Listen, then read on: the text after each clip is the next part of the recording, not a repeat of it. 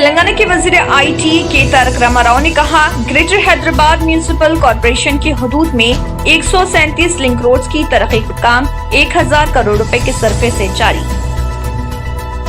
بزرگان دین اولیاء اللہ کے آستانے تلنگانہ اسٹیٹ وقف بورڈ کی کثیر آمدنی کے حصول کے ذریعے میں تبدیل، بنیادی سہولتوں کا فقدان، چیئرمین تلنگانہ اسٹیٹ بورڈ محمد سلیم کے دعوے غیر مؤثر۔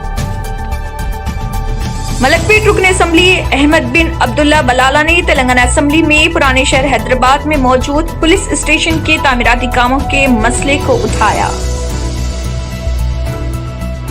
پرانے شہر میں آئے دن قتل و غارت گری کے واقعات، کنچن باغ پولیس اسٹیشن حدود میں سسرال والوں نے داماد کا کر دیا قتل۔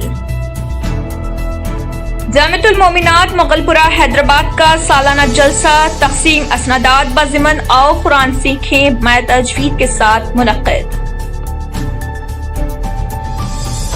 نامپلی رکن اسمبلی جعفر حسین معراج اور 13 پولیس اہلکار کورونا سے متاثر۔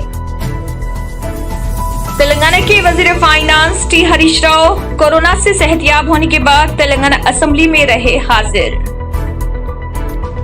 تلنگانہ کے ضلع جگتیال میں نومولود کی نعش بولی سے برآمد۔ آندھرا پردیش کاکیناڈا میں بیوی کے سر پر ڈمبل سے مارنے والا شخص گرفتار۔ مخدوم بھون پر حملہ، CPI سیکرٹری چاڈا وینکٹ ریڈی کی کار کو نقصان۔